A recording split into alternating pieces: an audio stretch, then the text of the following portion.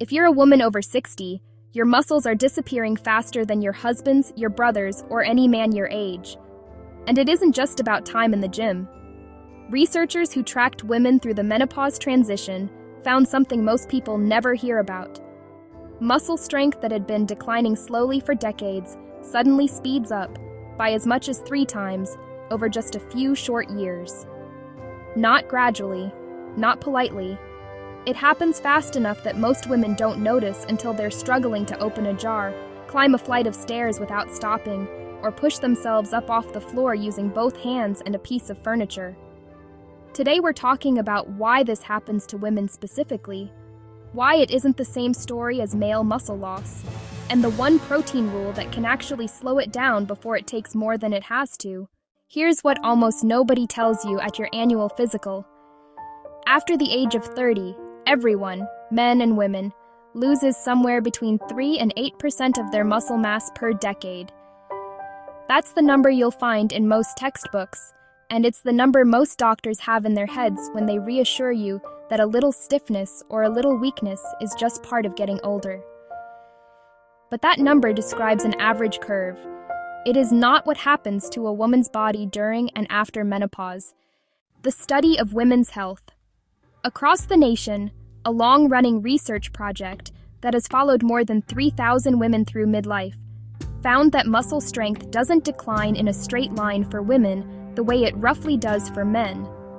Instead, there's a distinct window, starting a couple of years before the final menstrual period and continuing for several years after, where the rate of strength loss accelerates dramatically. Some analyses of that transition put the acceleration at roughly triple the premenopausal rate of decline. Grip strength, leg strength, the ability to rise from a chair without using your arms. All of it drops faster during this window than at any other point in a woman's adult life, including her 70s and 80s. And here's the part that should bother you. Almost none of this shows up on a standard blood panel. Your cholesterol can be fine, your blood sugar can be fine, your thyroid can be fine. There is no line item on a routine lab report that says, muscle quality declining 3 times faster than expected. Sarcopenia, the medical term for age-related muscle loss, isn't something primary care doctors routinely screen for in women in their 50s and 60s. There's no DEXA scan ordered, no grip strength test performed, no muscle mass index calculated, unless you specifically ask, and often not even then. So this acceleration happens in the background, mistaken for normal aging, while the actual cause is a specific and identifiable hormonal shift. So what is actually happening at the cellular level? To understand it, picture your muscle tissue as a construction site that's under constant, low-level renovation. Every day, ordinary movement, walking, carrying groceries, climbing stairs, puts small amounts of stress and microscopic damage into your muscle fibers. That's normal. That's actually how muscle stays strong. Small damage, followed by repair, followed by slightly stronger tissue than before. The repair crew for this constant renovation is a population of cells called satellite cells. They sit quietly along the outside of your muscle fibers until they're needed, and when a fiber is damaged, they activate, multiply, and fuse into the muscle to patch the damage and add new genetic material to keep the fiber functioning. Estrogen is one of the primary signals that calls this crew to the job site.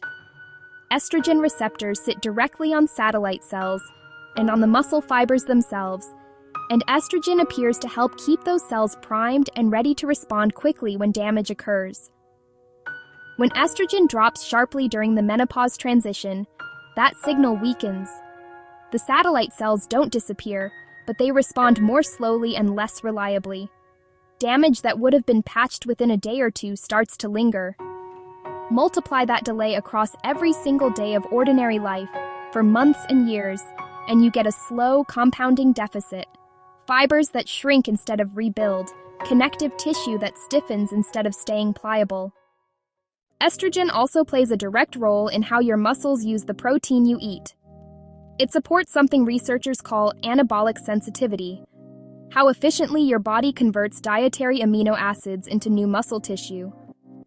As estrogen falls, that sensitivity drops too, a phenomenon closely related to what's sometimes called anabolic resistance.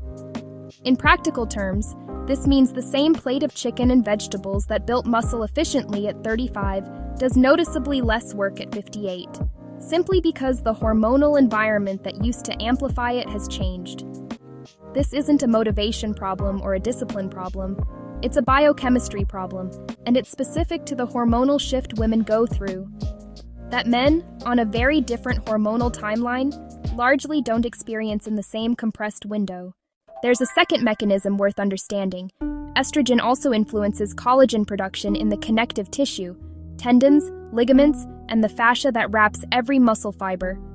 Some research on skin collagen after menopause has found losses of up to 30% in the first 5 years after the final period, and connective tissue in muscle appears to follow a similar pattern. Weaker connective tissue means the force your muscles generate transfers less efficiently to your joints, which is part of why women in this stage of life often notice weakness in daily tasks. Opening jars, twisting off bottle caps, standing up from a low couch, well before it shows up as a measurable strength deficit on paper. There's a third layer to this mechanism that rarely makes it into mainstream coverage: mitochondrial density inside the muscle fiber itself. Mitochondria are the energy factories inside every cell, and estrogen appears to help maintain their number and efficiency within muscle tissue. As estrogen falls, mitochondrial density inside muscle fibers tends to decline as well, which means the muscle you do have becomes less metabolically efficient. It fatigues faster, recovers more slowly between efforts, and burns through its energy reserves sooner during ordinary activity. This is one reason many women in their late 50s and 60s describe feeling weaker in a way that's hard to explain, even on days when they haven't done anything unusual. It isn't in their head. It's a measurable drop in the cellular machinery that powers the muscle, layered on top of the muscle loss itself. Here's the part that doesn't get said out loud often enough. Muscle loss in women over 60 rarely travels alone. It shows up hand in hand with bone density loss, in a combination researchers now call osteosarcopenia: weak bone and weak muscle together, compounding each other's risk. Estrogen protects bone density the same way it protects muscle, through direct receptor activity in bone remodeling cells, and the same menopausal transition that accelerates muscle loss also accelerates bone loss, sometimes by as much as 2% of bone density per year in the years immediately surrounding menopause. Put those two declines together, and you get a specific, measurable danger: falls that turn into fractures, and fractures that turn into something much more serious. Hip fractures in particular carry sobering numbers. Research following older adults after a hip fracture has found that somewhere between 1 in 5 and 1 in 3 women die within the following year, not from the fracture itself, but from the cascade that follows it: loss of mobility, pneumonia, blood clots, the body's inability to recover strength it no longer has in reserve. Muscle isn't just about how you look or how easily you can carry the laundry. It is your fall prevention system, your fracture prevention system, and in a very real sense, part of your survival margin in later decades. And because this compounding risk builds so quietly, no dramatic symptom, no single test that flags it, the warning signs get explained away one at a time. Trouble with stairs gets blamed on bad knees. Trouble opening jars gets blamed on arthritis. A slower walking pace gets blamed on just getting older. Each explanation sounds reasonable in isolation. Together, they describe a woman whose muscle mass has been declining 3 times faster than she was ever told to expect, with almost no one connecting the dots until a fall makes the connection impossible to ignore. Walking speed itself turns out to be one of the most telling and most overlooked measurements available. Researchers who study aging use gait speed almost like a vital sign, because a walking pace that drops below roughly 0.8 meters per second, about the pace of a slow, unhurried stroll across a room, correlates strongly with higher rates of falls, hospitalization, and loss of independence in the years that follow. No one hands you this number at a checkup. There's no walking speed line on your chart next to your blood pressure, but it's one of the clearest early windows into how much muscle and power you've actually lost, long before a fall forces the issue. There's also a lifestyle layer sitting on top of the hormonal one, and it's worth naming honestly. Many women who came of age in the decades when dieting culture was at its loudest were taught, directly or indirectly, that eating light was virtuous. Small portions, skipped breakfasts, salads without much protein on them, and a lingering fear that lifting weights would make them bulky. Those habits, formed over 40 or 50 years, often continue quietly into the exact decade when the body needs more protein and more resistance training than ever before, not less. The average older woman in the United States eats meaningfully less protein per meal than her body needs to trigger muscle repair, often loading most of her protein into dinner and eating very little at breakfast, which happens to be the meal timing least effective for muscle maintenance. Combine reduced anabolic sensitivity from declining estrogen with a lifetime habit of undereating protein, and you get two problems reinforcing each other at exactly the wrong time. There's one more piece of this lifestyle layer worth naming: chronic undereating overall, not just undereating protein. Many women in this age group have spent decades cycling through calorie-restrictive diets, and a body that's been trained to run on a persistent calorie deficit tends to break down muscle tissue for energy before it touches fat stores, especially when protein intake is also low. The combination of eating light and staying active sounds like a healthy formula, and in your 30s it often was. In your 60s, without enough total fuel and enough protein specifically, that same formula can quietly strip muscle away, even in a woman who considers herself disciplined and health conscious. So here's the protocol: 4 specific concrete steps that address this directly, not vague advice to eat healthier or move more. Step 1. Hit a real protein target. Spread across the day. Aim for roughly 1.0 to 1.2 grams of protein per kilogram of your body weight every day. For a 150-pound woman, that's around 70 to 80 grams daily. The critical detail is distribution, not just total. Instead of loading 40 grams into dinner and 5 grams into breakfast, aim for 25 to 30 grams at each meal. That might look like 3 eggs with a slice of cheese in the morning, 4 to 5 ounces of chicken, fish, or tofu at lunch, and a similar portion at dinner, with a small serving of Greek yogurt or cottage cheese as a snack to fill gaps. Step 2. Strength train 2 to 3 times a week, using compound movements that work multiple muscle groups at once. Squats or sit-to-stands, rows, presses, and hip hinges. This doesn't require a gym membership or heavy barbells to start. Resistance bands, body weight, or light dumbbells are enough to begin, but the key principle is progressive overload, gradually increasing resistance or repetitions over time, because muscle only adapts when it's asked to do slightly more than it's used to. A realistic starting session looks like this: 10 to 15 sit-to-stands from a chair without using your hands, 10 rows with a resistance band anchored to a door frame, 10 wall push-ups or countertop push-ups, and a short set of hip bridges lying on the floor, roughly 20 minutes, twice a week to start, building to 3 sessions as it gets easier. The goal for the first month isn't intensity, it's consistency and correct form, because the nervous system adaptations that improve strength and reduce fall risk begin well before visible muscle changes show up. Step 3.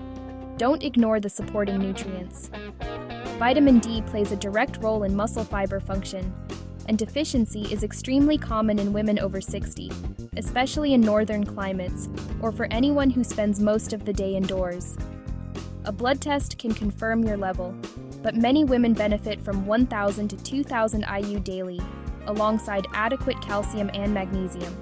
Magnesium in particular is required for the muscle contraction and relaxation cycle, and it's a mineral that's frequently depleted by common medications and low in the modern diet. Step 4. Have an honest conversation with your doctor about menopausal hormone therapy if you're within 10 years of your final period. This isn't a blanket recommendation. It's a personal medical decision with real risks and benefits that depend on your individual health history, and it should never be started without physician supervision. But research has increasingly shown that hormone therapy, started in that early window, may help preserve muscle and bone density more effectively than lifestyle changes alone. It's a conversation worth having explicitly, by name, rather than leaving it unmentioned because it feels complicated. Now, 2 mistakes that quietly undo all of this. The first is avoiding strength training out of a lingering fear of getting bulky. At this stage of life, with declining estrogen and reduced anabolic sensitivity, building visible bulk from a couple of strength sessions a week is simply not how your physiology works anymore. If anything, your body is working against muscle growth, not toward it. The fear is outdated, and it's costing women the exact tissue they need to protect. The second mistake is relying on cardio alone. Walking, swimming, and cycling are genuinely valuable for heart health and endurance, but they do not provide the mechanical loading signal that triggers muscle protein synthesis the way resistance training does. A woman who walks 5 miles a day but never lifts anything heavier than a grocery bag can still lose significant muscle mass because her muscles are never asked to adapt to more resistance than they already handle easily. Here is the reframe worth sitting with. This accelerated muscle loss is not a personal failing, and it is not simply getting older in some vague, unavoidable sense. It is a specific, time-limited biological window driven by a hormonal shift that science can now name and explain in detail. And precisely because it's specific and time-limited, it responds directly and measurably to what you do during it. The protein on your plate, the resistance in your workout, the conversation you have with your doctor. The muscle you protect in your 50s, 60s, and 70s is the muscle that determines whether you're climbing stairs confidently at 80 or recovering from a hip fracture in a hospital bed. That choice is still being made, every day, at every meal. If this opened your eyes to something your doctor hasn't mentioned, hit the like button and subscribe. We cover what doesn't fit in a 10-minute appointment. Visit healthhustleacademy.com. We've put together the exact tools and supplement resources we talk about in these videos. All links are in the description. Take care of your body. Nobody else is going to do it for you.